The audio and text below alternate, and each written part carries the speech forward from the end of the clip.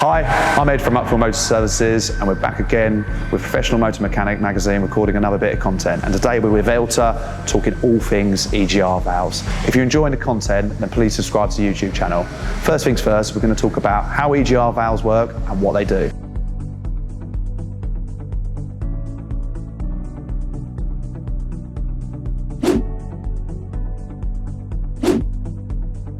So what is an EGR valve? An EGR valve is an exhaust gas recirculation valve, and it pretty much does what it says in the tin. It recirculates the exhaust gases back into the intake manifold to lower the combustion temperatures. The reason for this is because of the Euro 6 mandate, which was basically telling everyone that they had to lower the nitrous oxide emissions that were coming out the back of a car.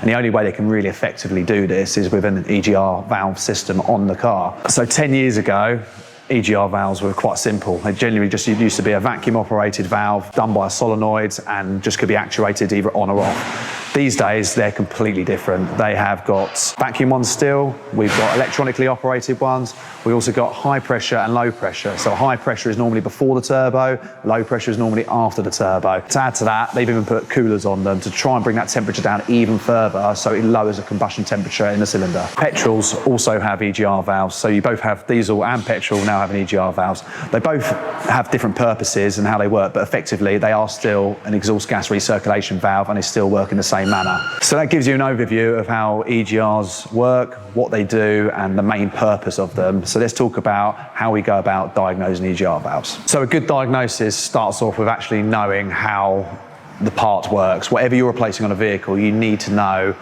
how it works and what it does. First port of call, obviously, most of the time is an engine management light on there, running issues, stuff like that. You've got to get as much information as you can from the customer about what is going on. We personally, we send out a questionnaire beforehand and they have to fill that out before the car even comes in. Next thing is normally you plug it in, pull the fault codes off of it.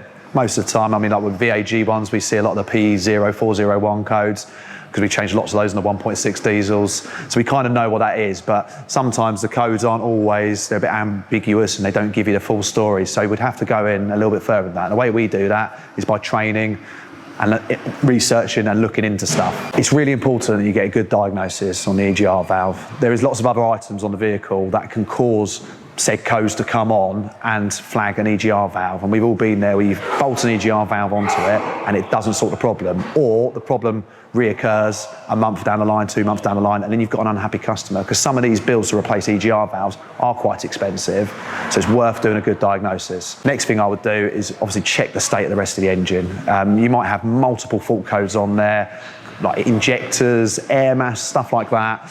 And that could also cause problems for the EGR valve. Also check the service history, because if a car hasn't been serviced, you know it's probably going to be clogged up with carbon, which can also block up an EGR valve eventually. So make sure everything's good on the engine management before you bolt the EGR valve on it. And that's what a diagnosis is vitally important, because if not, you'll be taking the EGR valve back and sending it back, even though that's probably not the problem in the first place. I've got this VAG EGR valve off the 1.6 diesel, and I think some of the 2 litres, which are a real pain to change. I mean, they are 4 or 5 hours, and that's if they're not a 4x4, and they're a real pain, as most people know. And we've changed lots of them in our time, and that's why it's really important to make sure the part is correct first time. Because if you're stripping and taking 2 or 3 hours to get this out and then find out it's the wrong part, and you've then got to reorder another part, customers waiting for their car, you got it stuck on a ramp, so it's downtime for the ramp, the technician may be hanging around.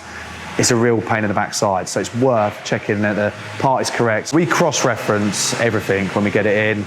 We use various websites, tools, there's plenty out there now, which means you can get the actual OE numbers and cross-reference it with the part that you need. So it makes it really useful. ELTA have over 365 different EGR valves, which apply to about 10,000 different vehicles. So they've got a full range of EGR valves and lots of other parts as well. So you should be able to cover most bases with ELTA. It's a really good thing also to check that the fitting of them is bang on. It's really important that you use new gaskets while doing them, using the correct torque settings when you're doing them up, because if you don't do these pipes up correctly or line them up correctly, they're going to leak air. which may not show up straight away. It may take a full duty cycle of 100, 200 miles on a vehicle to show up, and then once again you can have a very angry customer when their engine management light comes on in a week or two. It's worth checking all the data and make sure you have the correct torque settings, make sure your coolant pipes are done up, make sure your connections are fitted properly so you can have a happy customer.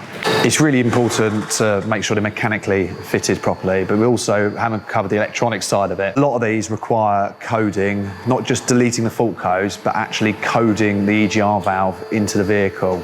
Some of them also require software updates, so it's really important to check through some decent diagnostic equipment that you have actually done the readaptations and carried out any relevant software updates. We've had plenty come in where the customer has been to a different garage and just had the EGR fitted, and they've just cleared the fault codes, and lo and behold, the engine management light comes back on, or it goes into limp mode, or whatever happens, and all that needs to be carried out is the readaptations. It's literally normally a 5-10 minute job at the end of the job. So make sure all relevant coding and software updates have been done before sending the vehicle out. Another important aspect is actually educating the customer on what this does. We've all been there, we just call it an EGR valve to the customer, but they don't know what an EGR valve is. So it's worth educating them what it does, why it does it, and what effect it's going to have on the vehicle if it's not done. We've had it where the EGR valve has been locked in a certain position and the vehicle won't even start. I mean, the best case is they're going to have an engine management light on and it's going to go into limp mode, but that's why it's vitally important to tell them what it does, what it needs, and what it's going to do if we don't have it done. It's worth explaining to them that this may be masking other problems in the engine management system. I mean, I use an analogy, it's a bit like a coolant leak fixing engine management. If you've got a big coolant leak, and you repair that big coolant leak, there may be a very small coolant leak further up the line, which will then show up once you fix that big coolant leak. Engine management is very similar. You may fix this, but where this now starts working really well and doing its job properly, it may show up another fault in another part of the engine system, the engine management system. So it's worth explaining to the customer, just spending the time with them. They're saying, we've cured this, but there may be future problems with other components on your engine. ELTA is a well-known British brand looking after a lot of engine management and lighting needs. Look after brands like VXPRO and Lucas. I mean, we've been using them for many years, especially some of the Lucas and the VXPRO stuff, and I've never had a problem, not really had any comebacks of any sort, and they've always been a good quality product that fits straight away. They also, the good thing is, on the VXPRO, a lot of it comes with a no-quibble 5-year warranty, which really gives peace of mind when fitting their product. So I have no problem recommending ELTA or any of the products that they supply or any of the brands they look after. I hope you enjoyed the video today. If you want some more information on ELTA's products, click the link below. I'll see you on the next one.